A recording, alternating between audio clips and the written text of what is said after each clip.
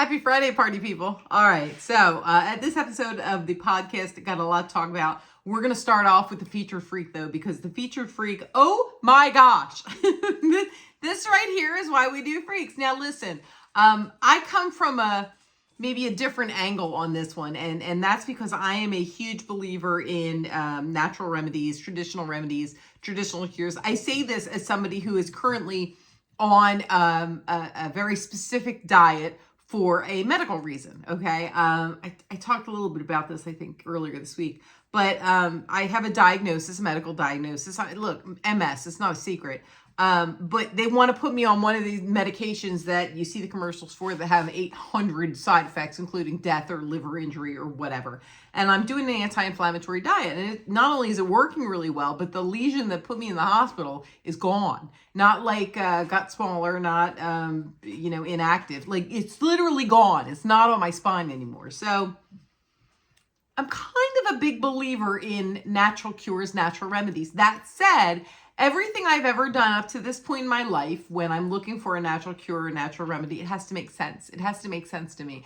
There are plenty of things that I've looked at and said, it doesn't really track. I don't think I want to do that. And I think if I had looked at this, I would have said, I don't think so. I don't think so. So that's why this guy gets to be a featured freak, even though he is, He's preaching to the choir with me. I mean, like, this is my wheelhouse. This is natural remedies, natural cures, but I'm stepping off this one here. 23-year-old man in China has endured excruciating pain after falling for a traditional remedy he found online. He inserted a 5-centimeter long live leech into his bladder. Not really sure how he came across this folk remedy, but he was so convinced of its miraculous effects that he went out of his way to find and buy a live leech.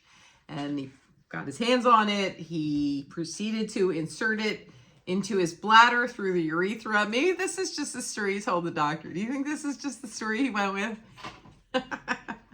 Yeah, here's the problem. First, he had a urethral obstruction, so he couldn't urinate. But the bigger problem was it didn't remain there. It crawled into the bladder. And there it attached to the walls of the bladder and started releasing anticoagulants, which is really, really bad.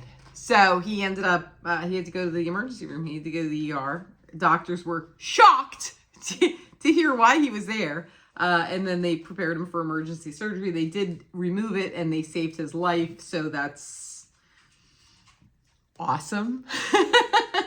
Don't put yourself in that situation. Don't put yourself in that situation. You didn't think you'd have to say that, but another argument I've been seeing a lot of, and I have this argument with people in real time. What is considered on time anymore? What is on time? Because I hear people say, if you're not early, you're late. And my thought is, why can't we just be on time? And I'm a pretty on time person. If you tell me you need me somewhere at 8 o'clock, I'm usually there at like 7:58. So am I early? Like technically, to me, plus or minus 2 minutes is on time. I think when you're within 5, you're on time.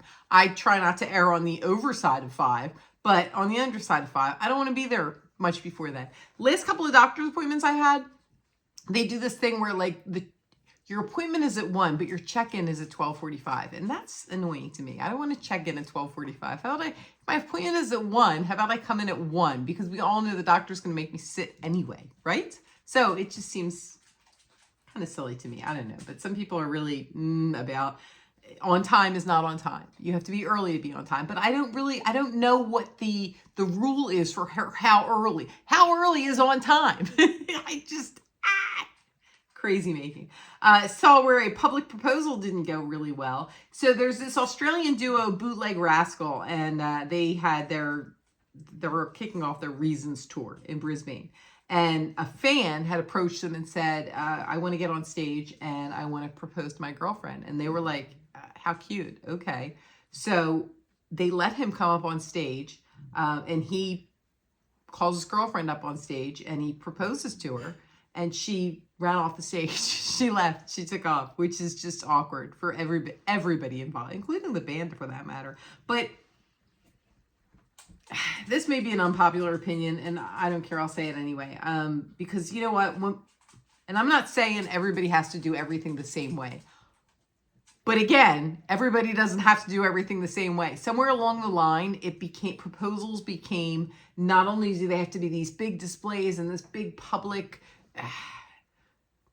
don't make other people be a part of things that they don't want to necessarily be a part of. You know, I mean, other people were there at the concert to see a concert. I just got some concert tickets, by the way, to see John Waite. I'm very excited. John Waite's going to be like within an hour of me. And I'm very excited about that because I loves me some John Waite. Babies, Bad English, solo career. He ain't missing you at all. Yeah, John Waite. Love him. So I'm very excited about that. I don't know that in my love for John Waite, and I like to celebrate people. I do. At the same time, I kind of compartmentalize. When I'm at a concert, I want to see the concert. I don't necessarily want to see somebody call their girlfriend up and everything stops so that we can have the girlfriend come up and then she ran off the stage. So everybody's just like you killed the vibe, dude. You killed the vibe. Everybody's in a great mood. Everybody's there to just bop out and like you killed the mood. You absolutely destroyed the mood. Know your audience. That's rule number one, right? Know your audience. He clearly didn't know his audience. I just think a proposal should be an intimate thing anyway. And it's not even just about what if they say no. It's an intimate moment. I mean, it's the beginning of hopefully like the start of your lives together. And why wouldn't you want that to be an intimate moment? You don't necessarily need to have everybody and their brother watching or this big display of, I don't know. All right. Yeah. I saw a 10-second signal has come from one of the most distant parts of the universe, and we have detected it. 2 Earth satellites have confirmed that the mysterious signal came from a point, follow along closely on this one, came from a point 13 billion light years away from Earth. And they said it came from an exploding supernova that was exploding when the universe was only 730 million years old, because it's traveled 13 billion light years. I am having such a Bill and Ted moment on this one. Like, okay, we got to remember to go back in time and hide the keys under the trash can, dude. Like, I know everything that we're seeing. Like, when light comes to the earth, it's traveled however many. It's not new. When we finally see something exploding, it actually exploded however many years ago. It's very time travel to me. And I blame the Hadron Collider for all of it. I do. I blame the Hadron Collider for this week. This morning, my youngest says to me, this week has been really weird because the week flew by, but the days were really slow, which is funny because it reminded me of something my mother used to always say, that the days may crawl, but the years fly by. And she was talking about with having kids. I mean, and it's true. With having kids, there were days, especially when they were fussy or when they were like babies and toddlers, they just, oh my gosh, this day has been 8 years long. You know, that kind of feeling. And then all of a sudden they're all legal. And like, where did that go? I don't know. The years really did fly by. But this week was weirder than that to me. And I told her, and it was funny because as soon as I explained to her how I felt, and once again, I blame the Hadron Collider, I feel like they have just exploded time. Your mileages always may vary. But this week, to me, the days while I was in them, while I was in each day, the day seemed very quick. And the week itself flew by. But it seemed like there were too many. Like, I felt like I woke up to go to work 8 or 9 times this week, which I know logistically doesn't make sense. You know, it's Monday, Tuesday, Wednesday, Thursday, Friday. That's I'm on a regular schedule. Like, you know, a lot of people are a 5-day work week. But for some reason, it felt like even though the days were quick and the week was quick, it felt like there were too many of them. And as soon as I said that, my youngest was like, oh my gosh, that's exactly what this week felt like. And I thought that was kind of bizarre. And I thought it was bizarre that we had the same experience. So did you have that experience? I don't know. Maybe, maybe not. One last thing I wanted to get to before we wrap up for today. I might try to keep it short because honestly, I have kind of a lot going on right now. Maybe we'll get back to the longer podcast. We used to do one that was like half an hour long. Then it went to 45 minutes and then it went to like an hour. I'd like to get back to the half hour at some point. We'll we'll see if that works out. I don't know. But right now, I have a lot of other things I need to get to. Peeps. Peeps. Do you love the Peeps? Because who doesn't love a marshmallow covered in chemicals? I mean, that's just beautiful, right? Here's the 2026 lineup, and it's really weird. They've got Pop-Tart frosted strawberry flavored Peeps. Pop-Tarts frosted strawberry flavored Peeps. And I'm just trying to picture that because if you want a chemical wrapped marshmallow, why don't you just get the Pop-Tart? I mean, technically there's not marshmallow in a Pop-Tart. But I don't know, that weird jelly stuff they have inside the Pop-Tart's like kind of better than marshmallow, isn't it? All right, so if that's not enough for you, they've also got the Sunny D flavored chicks.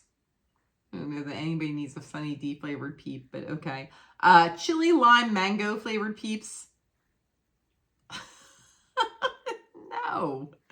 And then Just Born Quality Confections is adding Mike and Ike Mega Mixed Jelly Beans, Mike and Ike Easter Treats, and Just Born Original Fruit Flavored Jelly Beans. That one makes me laugh. Fruit flavored. Heaven forbid you put any actual fruit in it. Heaven forbid there actually be any food in the food. All right, I'm going to go. I'm taking the weekend off. So I will catch you here Monday, hopefully. In the meantime, please be kind to each other, be good to each other, and be as relaxed or as productive as you choose to be because you have earned it.